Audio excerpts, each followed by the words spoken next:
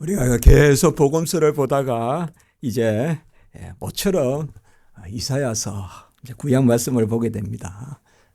제가 말씀을 전할 때 어쨌든 가급적 우리 성도님들께서 또 구약에 낯설면 안 되니까 구약 말씀도 인용하고 이제 그렇게 많이 하려고 하는데요. 항상 제 마음속에는 선지서에 대한 그러한 뭐라 그럴까요?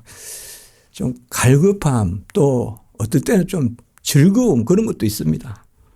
그냥 항상 이렇게 선지서, 이사야서 이런 거 읽으면 뭔가 우리에게 혼내는 말씀도 많지만은 항상 그 소망이 있고 이루가 있는 그것을 우리가 볼 수 있습니다. 해마다 한 번씩 감사하는, 어떻게 보면 연중 감사해야죠.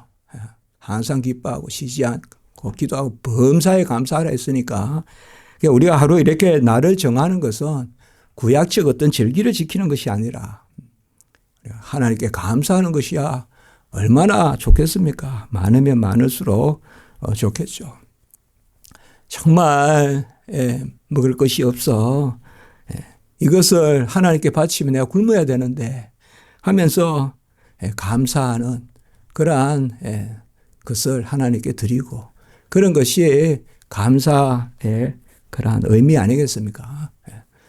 미국에 처음 아주 오지에 낯선 땅에 누가 가봤단 말도 없고, 그런데 해서 겨울을 나면서 그래야 많은 사람이 많이 죽고, 그래서 어떻게 일구어서 땅에 씨를 뿌렸는데 이제 그것이 나서 첫 곡식을 거두고 하나님께 감사하고, 그들이 이제 청교도들 전 이 땅에 하나님이 있게 하신 게 감사하고, 또 직업 소명설, 하나님이 우리에게 주신 모든 행하는 일들이 하나님의 천품에 따라 우리에게 맡겨주신 달란트다.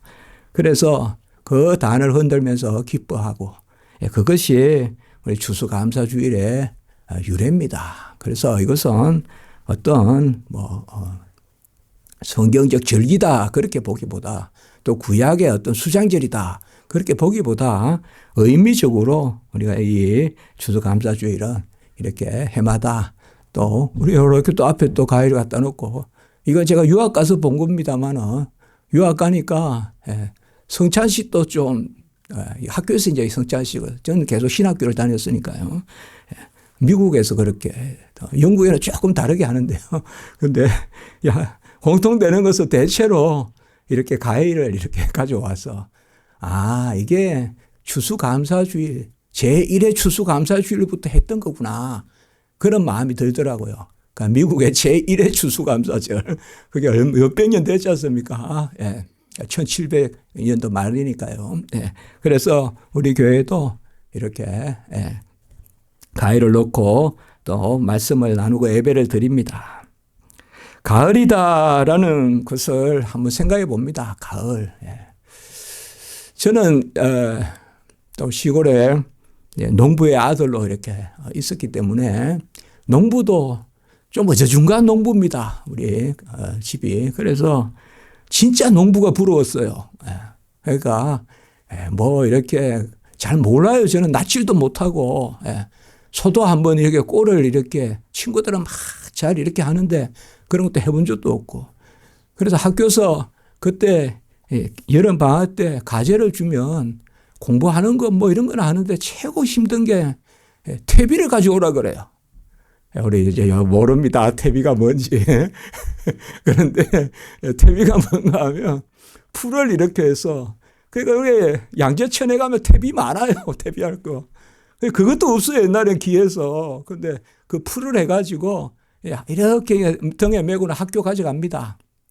학교 가져가면 그거 이제 학교에서 이만큼 쌓아가지고 그 비료 만드는 거예요. 비료 만드는 건데 이제 그런 일도 하고 그렇게 하는데요. 가을에 이 탈곡 때가 대체로 보면 추울 때입니다. 그래서 우리가 연말에 보면 성탄 또 이렇게 있지만, 사실상 우리가 현대 칼렌다로는 12월 달에 주로 올 한 해를 감사한다 해서 망년이니 송구영신이 이렇게 하지만, 사실상 이 추수감사가 그런 의미가 있는 거예요. 추수감사가. 그래서 요새 보면 어떤 교회에서는 추수감사를 좀 땡겨서 한다 그래요. 땡겨서. 마치 그냥 옛날에는 쌀이 늦게 났거든요. 옛날에는 벼를 베고 할 때가 좀 추웠어요. 제 생각에는. 그래서 그때 되면 한기가 느껴지는 그때. 근데 요새는 무슨 조생종이니 이렇게 하면서 막 곡물이 빨리빨리 나와요. 예. 그래서 옛날에는 늦게 먹었던 거. 예. 그렇게 보면 요즘이 맞습니다. 요즘이 추수감사절하는 게 이제 옷도 이렇게 좀 두꺼운 거 입어야 되고. 그래서 이 추수감사절은 이스라엘 백성으로 말하면 굳이 우리가 연결한다면 아시다시피 초막절, 장막절, 수장절 이 세 마디는 다 똑같은 말이죠. 그러나 각기 다른 단어들로 쓰여 있기 때문에 초막절, 장막절, 수장절이라고 합니다. 이스라엘 백성은 그때가 이스라엘 백성의 달력의 끝이에요. 연의 끝이에요. 우리는 12월이 끝이지만은 그래서 그때가 사실상 우리로 말하면 지금 12월쯤 이때가 맞는 거예요. 이게 그런 의미를 새긴다면요.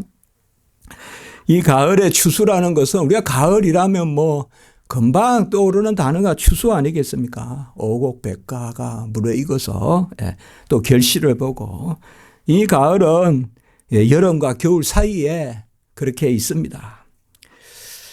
부질없는 생각인지 모르겠지만 여름은 가장 덥고 겨울은 가장 추운데 그 사이에 가을이 끼어 있어요. 그렇게 한번 생각해 보셨어요, 여러분들? 가장 짧은 옷을 입고 또 가장 두꺼운 옷, 긴 옷을 입어야 되는 그런 중간에 낀 것이 가을이에요. 우리가 탕자의 비유, 집을 떠난 두째 아들의 비유, 누가복음 15장 말씀을 보았지 않습니까? 바로 지지난주에 보았는데요. 아마 그 탕자가 돌아온다면 무슨 계절일까요? 그 성경은 모릅니다만은 무슨 계절일까요? 아마 잔치를 했으니까 고기가 좀 더 통통할 때, 그러나 가만히 생각해 보면 집 나갔던 그러나 탕자가 돌아오는 게 가을이 아닐까. 여름에는 막 그냥 어디 벤치에 누워도 집 생각 안 나고 어디 가서 그냥 또 이렇게 사는데 이제 가을에 찬바람 불면 겨울 오기 전에 집으로 돌아가는 그때가 가을 아닐까 그런 생각을 해봅니다. 먼 길 갔다가 돌아오는. 짐승들도 보면 뒷산에 원래는 제가 거의 지금 뒷산을 못 가고 있는데요. 안 가고 있는데 남미가 떠오고부터는 버릇이 바뀌어가지고 지금 우연사를 거의 안 가고 있는데요. 여기 뒷산에도 보면 다 짐승들이 이제 굴을 파고 또 다람쥐나 이런 것들은 벌써 준비를 하지 않습니까? 겨우나기를 준비합니다. 우리가 겨울은 흔히 소멸이다. 또 이렇게 많이 또 정막이다. 이렇게 많이 표현해요. 겨울을 희망으로 표현하는 사람 잘 없지만 그러나 겨울은 가을에 의해서 사실상 결정이 됩니다. 가을 거지가 제대로 된 사람은 겨울이 안식이고 가을 거지가 제대로 안 된 사람. 가을 거지라는 말은 추수를 이야기합니다. 거디 이렇게 거지 이렇게 수확한다 이 말이죠. 그게 된 사람은 겨울이 안식이지만 가을 거지가 제대로 안 된 사람은 겨울이 고통이죠. 적막하죠. 먹을 게 없고 그렇습니다. 오늘 이제 제가 왜 이사야서 이 말씀을 이렇게 나누느냐. 이사야서 66장 오늘 마지막 부분입니다. 그래서 예루살렘에서 즐거워하고 기뻐해라. 근데 여기 예루살렘은 사실 64장에서부터 전개되는 새 예루살렘을 뜻합니다. 바로 우리가 알듯이 요한계시록 21장에 나오는 새하늘과 새 땅. 새하늘과 새 땅. 이사야 선지사에서 벌써 앞으로 다가올, 사실 이사야 이 66장을 읽으려면 64장을 좀 봐야 되는데요. 64장 1절에 보면 주는 하늘을 가르고 강림하시고 하늘을 찢고 강림하신다 이 말이에요. 이것은 마치 우리가 십자가에서 휘장이 갈라지듯이 주는 하늘을 가르고 강림하시고, 이게 구약 백성들에게는 하늘을 가르고 강림하신다 이러면 1차적으로는 메시아가 오시는 거예요. 메시아가. 그래서 하늘로부터 내가 왔다. 이 말이 다 통하는 거예요. 이게 하늘을 가르고 왔다 이러 메시아가 오셨구나. 하늘에서. 그런데 우리가 구약의 이 선지서들은 많은 경우 지금 우리에게 또 소망이 돼요. 다시 오실 예수에 대한 예언도 되는 거예요. 다시 오실 예수님에 대한. 그래서 구약은 신약에서 끝난 게 아니라 구약은 신약을 통하여 계속 나아가는 약속의 말씀인 거예요. 구약이. 그런 면에서 하늘을 가르고 오시는 그 64장 1절에 그가 이제 우리를 백성 삼으셨어. 오늘 여러분들 이사야 64장 8절에 보면 여호와여 이제 주는 우리 아버지시니이다. 우리는 진흙이요 주는 토기장이시고 우리는 다 주의 손으로 지으신 것이다. 오늘 우리 읽은 말씀에도 보면 주께서 지으신다. 그 손으로 66장 2절. 그러니까 이 마지막 때 주님이 오셔서 일단은 뭐예요? 주는 우리의 아버지시니. 이 구약에서 아버지라고 부르는 곳이 많이 나오지 않습니다. 그 이사야 선지자 선지서 여기서는 보는 뭐예요? 바로 예수님이 이 땅에 오셔서 하나님의 아들이 이 땅에 오셔서 우리가 그 아들과 함께 자녀되고 함께 상속자 되고 우리 아들 되는 거죠. 전에도 우리가 나누었지만 산상복음 보면서 산상복음의 가장 큰 주제가 뭐라고 했습니까? 바로 하나님은 아버지시요 우리는 아들이다. 그래서 하늘에 계신 우리 아버지여라고 주기도문에 아버지께 기도하는 거예요. 구약에는 아버지께 기도하는 개념이 아니에요. 기본적으로. 그런데 오늘 여기에 말씀해 보면 이사야 64장 8절에는 1절에는 뭐요? 주가 하늘을 가르고 내려오시면 이제 8절에는 뭐요? 바로 이제 주는 우리 아버지시고 우리는 진흙이요 주는 토기장이다. 성경에서 진흙과 토기장이는 선택을 뜻해요. 선택. 그러니까 토기장이가 진흙을 가지고 마음껏 빚는다 이 말이에요. 금그릇도 은그릇도 질그릇도 그 개념이에요. 그러니까 토기장이라는 말은 바로 창조주, 우리를 빚으시는 분. 그래서 그분이 오신다는 거예요. 오셔서 9절에 보면 우리는 다 주의 백성이다. 이 말씀과 함께 이제 오늘 읽지는 않았지만은 65장 17절에 보면 보라 내가 새하늘과 새 땅을 창조하나니. 이사야서의 이 말씀을 항상 우리가 기억하시면 좋습니다. 그래서 하늘을 가르고 내려오시는 주, 이제 그분이 오시면 우리가 자녀가 돼요. 이게 신약시대의 영성이에요. 이게 신약시대 백성의 특권이에요. 자녀됨. 그 특권이 뭐예요? 날마다 우리가 특권을 누리는 거예요. 아들의 이름으로 아버지께 기도하게 되는 거예요. 아빠 아버지라 부르는 양자의 영을 받아요 우리가. 그래서 그 오면 새하늘과 새 땅을 창조하나니 65장 17절에 이 말씀이 있습니다. 새하늘과 새 땅. 이 부분을 우리가 같이 한번 읽어볼까요? 65장 17절에서 19절까지 한번 같이 읽습니다. 시작. 보라 내가 새하늘과 새 땅을 창조하나니 이전 것은 기억되거나 마음에 생각나지 아니할 것이라.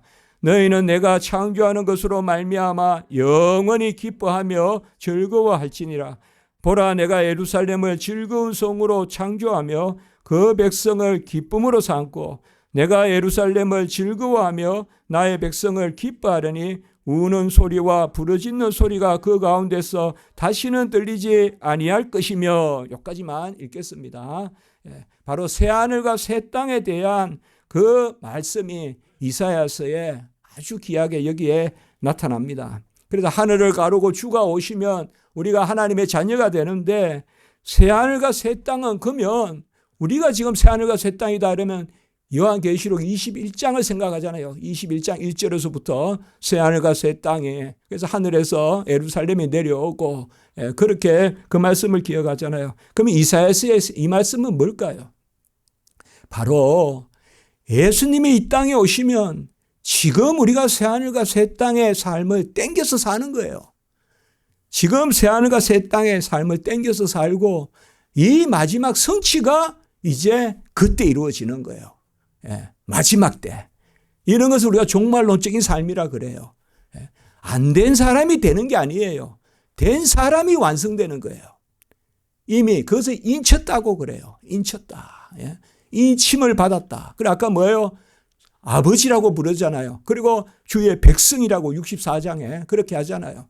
이게 이제 예수님이 이 땅에 오셔서, 그래서 오늘 금방 읽었던 말씀에 보면 이전 것은 기억되거나 마음에 생각나지 아니할 것이라 라고 이렇게 이야기했어요. 이 가을에 결실에 왜 이런 말씀을 볼까요? 사실상 하나님이 우리에게 열매를 주시는 법칙은 그 제일 열매가 바로 우리입니다. 우리가 분기시예요. 우리가 기업이에요. 항상 여러분들 내 자신이 열매입니다. 같이 합시다. 내 자신이 열매다. 좀 도닥도닥 거리세요. 내 자신이 열매예요. 최고의 열매예요. 하나님이 그렇게 생각하신다 이 말이에요. 내 자신이 열매일 때 다른 게 열매의 가치가 있는 거예요. 내 자신이 악하다면 내가 먹는 게 선하겠습니까? 그거 먹고 나쁜 짓만 하죠. 그러나 내 자신을 선한 열매 삼아 주셔서, 그래서 이전 것을 기억하지 않는다는 것은 첫 번째로 뭔가 하면 우리를 새롭게 하신다는 거예요. 그러니까 새하늘과 새 땅의 의미는 새하늘과 새 땅을 생각하지 마세요. 거듭난 우리에게 맞는 땅이 새하늘과 새 땅이에요. 아멘. 우리 찬송 있잖아요. 어디든지 우리 하나님 모시는 곳이 사철의 봄바람 불어있고 바로 주를 모시는 곳이 천국이라. 그 참 귀한 그 노래예요. 귀한 찬송이에요. 우리가 항상 새하늘과 새 땅, 요한계시록도 그렇고 항상 가만히 보시면 하늘과 땅이 주제가 아니에요.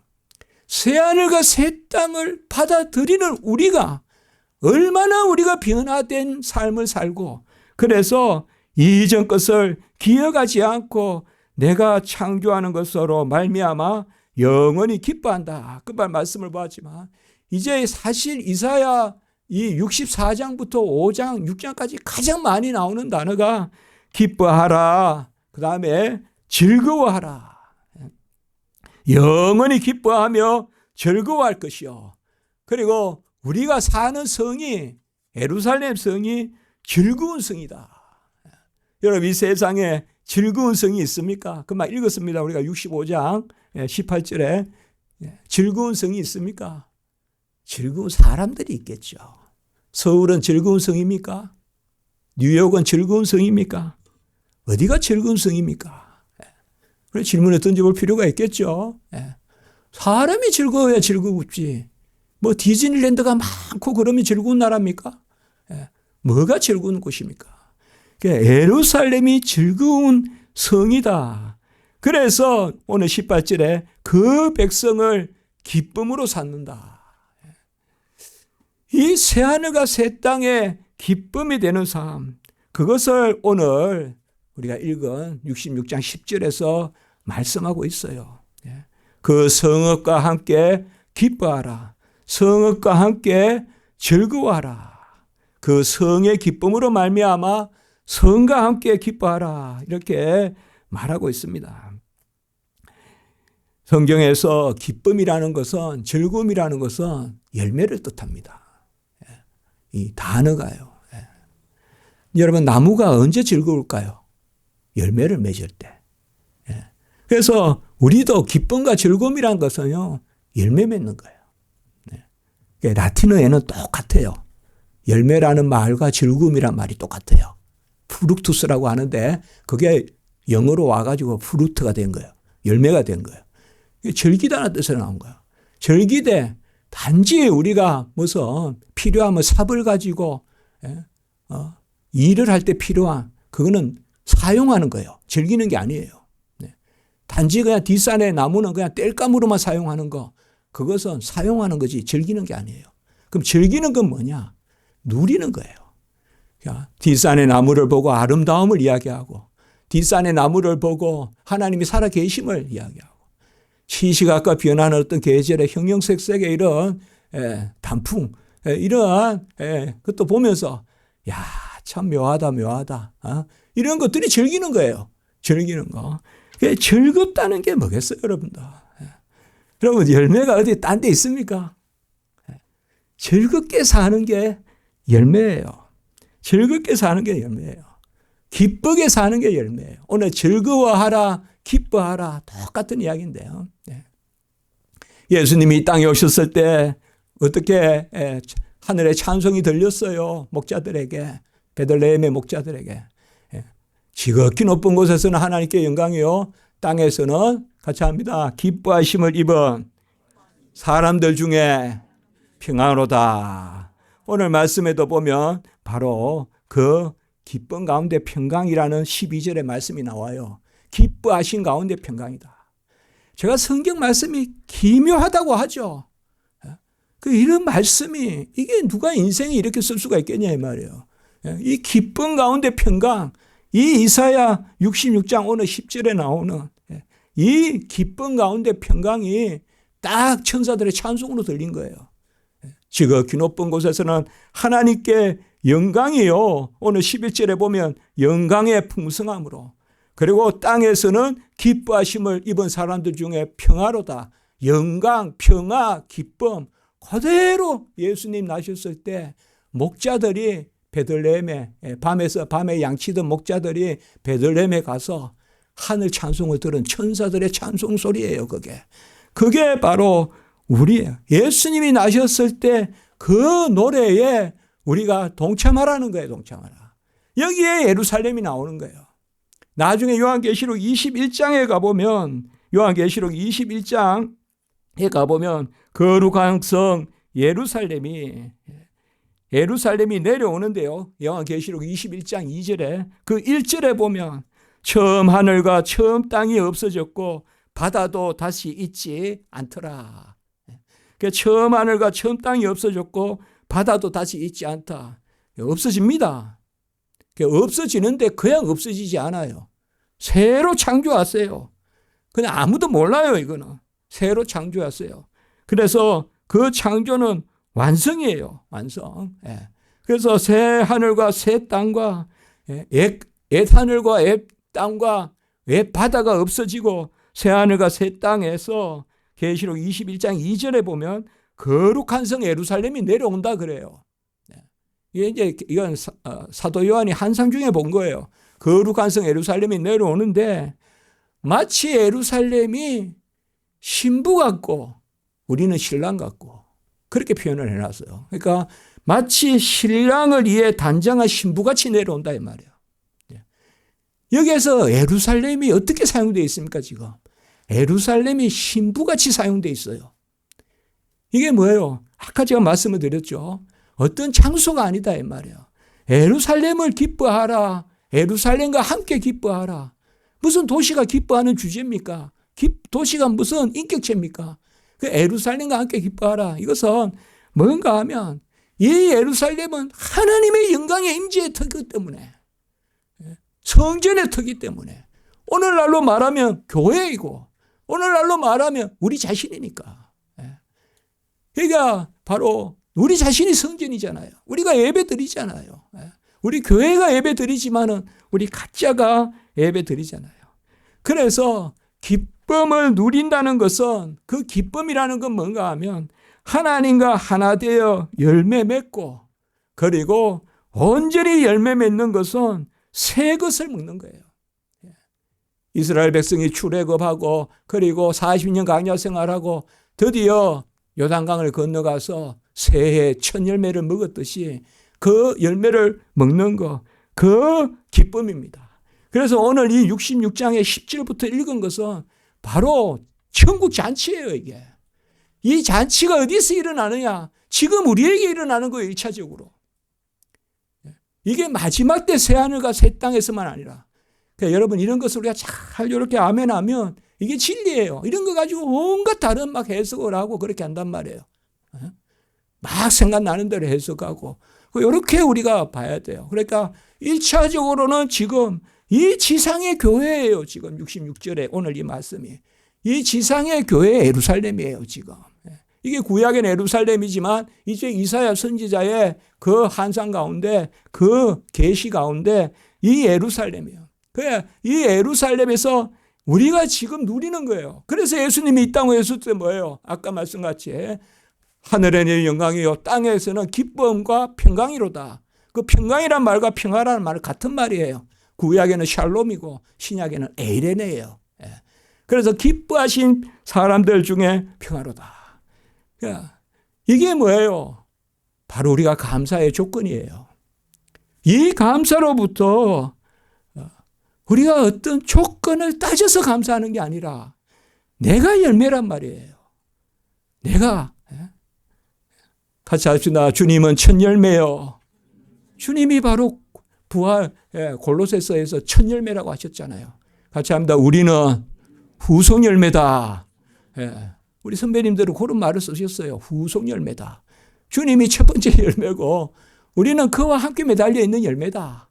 이제 그런 표현을 쓴 겁니다. 그 열매의 기쁨이 있는 것입니다.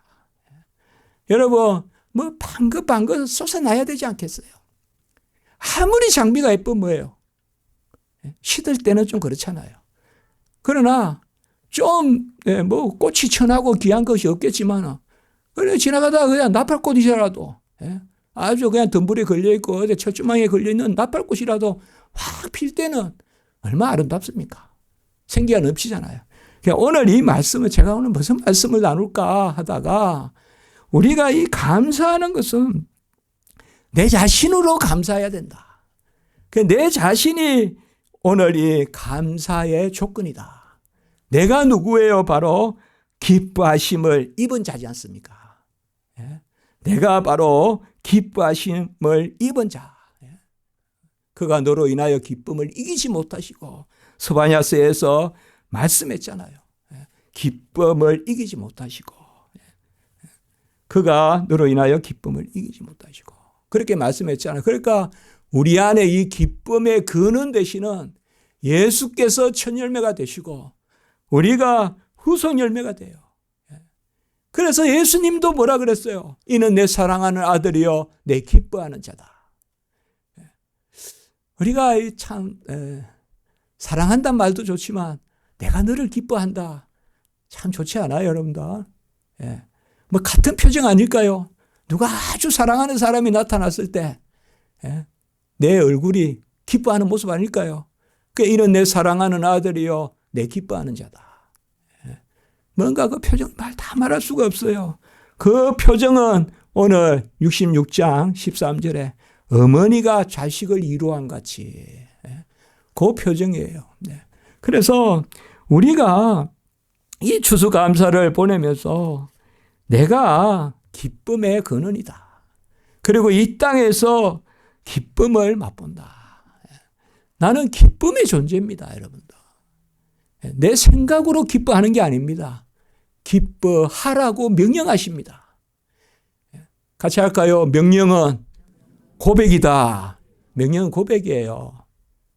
또 한번 같이 할까요? 고백은 은혜다. 하나님이 명령하실 때는요, 고백을 하시는 거예요. 너 기뻐해. 항상 기뻐해. 그러면 이 일도 기뻐하고 저 일도 기뻐하는 거 아니에요. 나는 기쁘다라고 고백하라는 거예요. 그 고백하라는 거예요. 명령은 고백하라는 거예요. 그래서 하나님이 하시는 거니까 은혜란 말이에요. 그러니까 우리가 그걸 알아야 돼요. 하나님이 명령하실 때는 우리는 아멘하게 하시고 하나님이 친히 이루세요. 하나님이 그것은 무엇을 이룬다? 기쁨을 이루세요, 여러분들. 기쁨의 조건을 나에게서 찾지 마세요. 추수의 조건을 나에게서 찾지 마세요. 우리가 기뻐해야 열매가 맺히고 기뻐한 열매가 아주 실한 열매예요. 그게 실한 열매고 그게 우리를 살찌게 해요. 그래서 이 땅에서 기쁨을 맛보는 자 마지막 때 아까 요한계시록 21장에 4절에 보면 그때 이제 눈물이나 사망이나 애통이나 고가는 것이나 아픈 것이 없다. 그렇게 말씀했어요. 항상 기뻐하라. 우리가 이 추수의 계절에 먼저 하나님 앞에 즐거워할 일입니다. 그래서 오늘 이렇게 갖다 놓고 무슨 이렇게 악기를 하고 막 탬버린을 치고 막 이렇게 빙빙 돌아서 즐거운 게 아니라 우리의 심령이 춤을 춰야 돼요. 예. 우리의 심령이 즐거워야 된다. 심령이요. 예. 그래서 참 이게 왜 이렇게 우리가 얼마나 했겠습니까? 농부의 땀이 많이 여기 있지만 하나님이 하신 거거든요. 예. 어느 색소로 이렇게 만들 수 있겠어요? 하나님이 색을 집어넣고 하나님이 맛을 집어넣고 하나님이 형체를 가지게 하시고 이렇게 해서 정말 그러니까 포도 하나 먹을 때도 기뻐하면서 감사하면서 먹기 바랍니다. 내가 기쁨의 존재가 될 때 누릴 수 있는 거예요. 그게 우리 무슨 인생 철학이 그렇게 오묘하지 않습니다. 기뻐하면 돼요. 기뻐하는 게 인생 철학이에요. 그런데 그 기쁨이 뭐냐 하면 하나님이 주신 기쁨으로 기뻐해야 된다. 막 기원이 하나님의 없는 기쁨은 쾌락이 될 수 있고 그건 독이 될 수 있고 그렇지 않겠습니까? 하나님이 주신 기쁨, 내 영혼 평안해, 내 영혼의 평안해. 그것이 바로 하나님이 주신 기쁨입니다. 기뻐하고 즐거워하라. 기쁨의 방식이 뭘까요? 기쁨의 최고의 방식은 감사입니다. 기쁨의 최고의 방식은 감사예요. 감사가 없는데 기쁨이 유지되지 않습니다. 그거는 즉흥적인 기쁨입니다. 감사가 내 기쁨을 붙들어맵니다. 아멘. 그래서 성경에서 항상 기뻐하고 쉬지 말고 기도하고 범사에 감사하는 것은 같이 가는 거예요. 같이. 제가 전에 우리 작은 책자도 만들었잖아요. 여러분 한번 읽어보세요. 우리가 너무 저도 설교했지만 은혜가 돼서 항상 기뻐하고 쉬지 않고 기도하고 범사에 가자. 이는 그리스도 안에서 너희를 향하신 하나님의 뜻이다. 이 말이 뭐예요? 그리스도가 우리에게 은혜를 베푸신단 말이에요. 오늘도 뭐예요? 그리스도가 오신단 말이에요. 아멘. 그리스도가 오시니까 새하늘과 새 땅인 거예요. 주를 모시면 그게 새하늘과 새 땅이에요. 주를 모시는 내가 열매란 말이에요. 내가 기쁨거리란 말이에요. 내가 기쁨거리란 말이에요. 내가 기뻐해야 내 입에 들어가는 것도 기쁘고 걸치는 것도 기쁘고 내가 사는 집도 기쁘지. 안 그렇습니까? 저 무슨 큰 궁궐에 가서 제가 들어가면 뭐합니까? 그게 기쁩니까? 그렇잖아요. 아주 초가라도 아주 남루한 옷이라도 아주 거린의 찬이라도 우리가 기쁘게 먹으면 기쁜 거잖아요. 기쁘게 먹으면 기쁜 거 아니에요. 그래서 뭐예요? 내 자신을 기뻐해야 돼요. 어떻게? 고백하세요. 내 자신을 기뻐하는 것이 명령이다. 여러분, 너무 이 큰 기쁨을 누리는 우리가 너무 사소한 거 가지고 슬퍼하지 말고 낙담하지 말고 저 사람이 하나 더 가지면 마치 내가 그냥 다 잃어버리는 같이 너무 그렇게 생각하지 말고 좀 2등 하면 어떻습니까? 꼭 100m 1등 뛰어야 됩니까? 꼭 무슨 의미가 있습니까? 그게 꼭 금메달 받아야 됩니까? 이 무한 경쟁에 부추기는 이 삶이 그게 아니라 내가 나로 말미암아 기뻐하는 거예요. 내가 어제보다 잘 뛰면 어제보다 오늘 좀 더 건강하고 그게 기쁨거리잖아요. 기쁨거리죠. 우리가 기뻐함에 이 감사가 있어요. 추수감사란 말이에요. 추수감사. 감사는 낭비가 아니에요. 감사는 허비가 아니에요.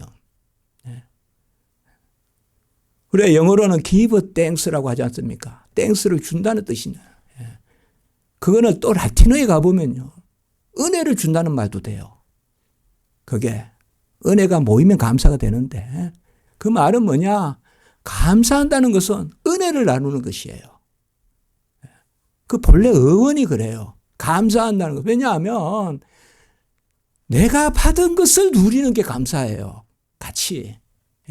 그래서 give thanks. 라틴어로는 그걸 그레이스란 말을 써요. 그라티아스. 그 요새도 써요. 라틴 아메리카 가면 그라치아 하면 그 은혜라는 뜻이 감사라는 뜻이에요. 여러분들 비행기 남미 쪽에 갈 때는 그라시아 그런 말 쓰면 돼요. 저 이태리 가고 이럴 때는 그게 감사하다는 뜻이에요. 예. 그게 감사하다는 거예요. 감사는 뭐냐 하면 은혜를 나누는 거예요. 감사는. 그래서 우리가 감사가 기쁨을 유지해 주는 거예요. 불평은 기쁨을 앗아가는 거예요. 감사가 기쁨을 유지해 주는 거예요. 그래서 우리가 이 가을에 한번 나눔에 대해서 좀 생각해 보자. 그런 생각을 해봤습니다. 제가 설교를 준비하면서 땅에 남겨야 하늘에 상급이 있다.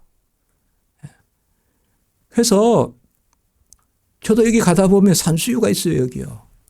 매번 갈 때마다 저거 어떻게 따가지고 좀 먹으면 좋겠는데 저거 다 따먹지도 못하고 아깝다. 이게 욕심이에요. 그게 아니라 아이고 저거 잘 먼지라도 덜 나면 좋겠네. 누가 먹으면 좋겠다. 이런 마음 한번 가져보는 거죠. 그 넓은 심보 가지고 그냥 호박에 그냥 말뚝 박고 이렇게 하지 말고 내가 안 먹으면 그게 천국에 상급이 없어요. 천국에 상급이 없다고요.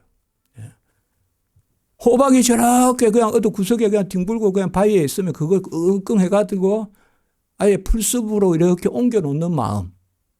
그럼 내가 먹더라도 그 호박이 또 자라잖아요.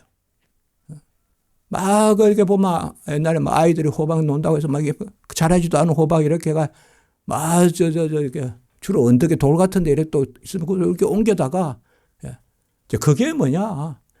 감사죠. 우리 같이 한번 해볼까요?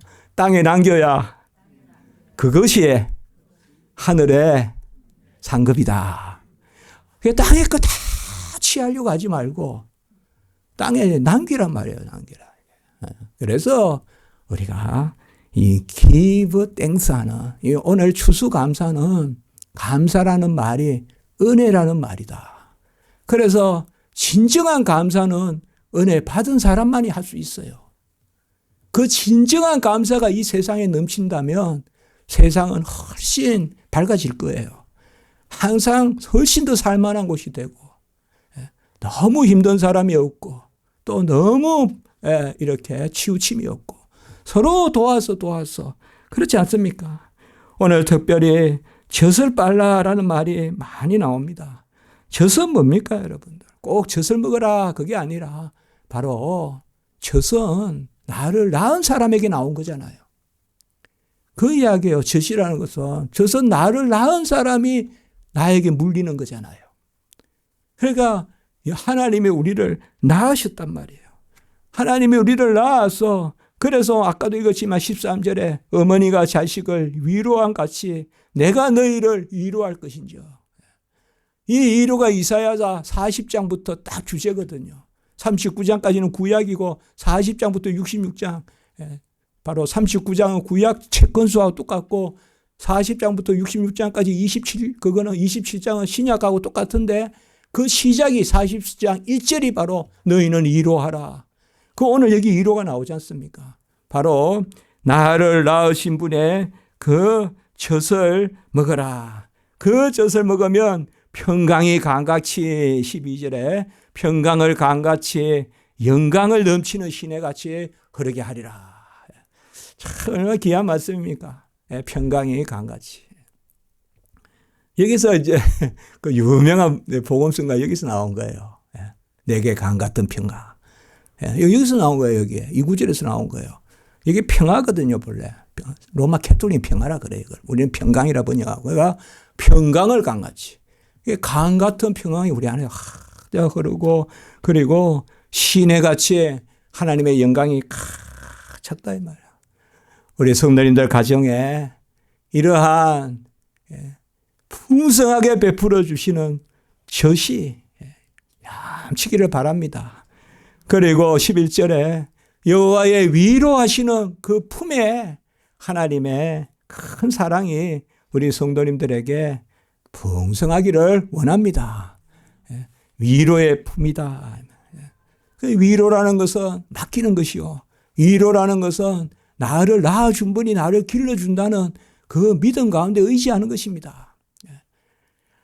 먼저 내 생각하지 맙시다. 하나님 생각하세요. 이게 불가항력적인 사랑이에요. 불가항력적인 은혜예요.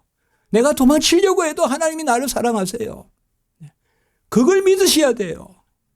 하나님을 사랑하는 나를 믿지 말고 나를 사랑하는 하나님을 믿으세요. 그게 위로예요. 그저 눈 뜨면 하나님이 나를 사랑하는 것부터 내 존재는 사랑받는 존재, 하나님의 기쁨거리, 그렇게 우리를 생각하면 감사하단 말이에요.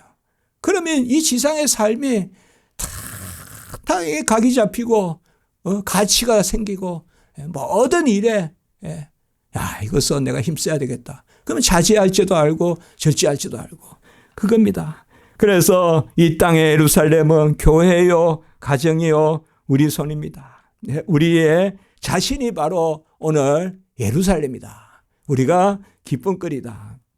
오늘 14절만 금방 보고 이제 말씀을 마치겠습니다. 같이 할까요? 너희 뼈가 연한 풀의 무성한 같으리라. 요거는 우리가 그저 생각해 볼 수가 있죠. 양재천도 가보면 아무 누가 손 안 대도 금방 그냥 풀이 무성하지 않습니까? 그 양재천에 물이 1년 내내 흐르듯이 그 물가에 풀도 많습니다. 그 말이에요 지금. 에스겔 골짜기에 마른 뼈가 성령의 생기를 받아서 마디가 상합하고 뼈가 붙고 힘줄이 연결되고 살이 붙고 여호와의 군사가 되듯이 여기도 보면 우리의 뼈가 연한 풀같이, 연한 풀, 막 자라는 풀을 이야기하는 겁니다. 이렇게 무성하다는 것이죠. 그러니까 생기를 얻어서 무성하다는 것입니다. 우리 모든 십자가지기 성도님들의 가정에 이러한 마른 뼈가 무성한 풀과 같이 변화되는, 우리가 마르다 그거보다도 우리가 마르고 갈급한 부분이 있지 않겠습니까? 그것이 연한 풀의 무성한 같이. 이 일을 누가 하시느냐? 같이 합니다. 여호와의 손이. 그리고 오늘 66장 2절에도 보면 내 손이 이 모든 것을 지었으므로 그들이 생겼느니라. 무릇 오늘 66장 2절 마음이 가난하고 심령에 통회하고 내 말을 듣고 듣는 자는 이렇게 말씀을 아멘하고 경외하는 자는 내가 돌보리니라고 이야기했어요. 66장 2절. 너무 이 말씀이 좋아서 오늘 같이 읽었습니다. 내 손이 모든 것을 지었으므로 그들이 생겼느니라. 내 손이 모든 것을 지었다 이 말이에요. 여호와의 손이.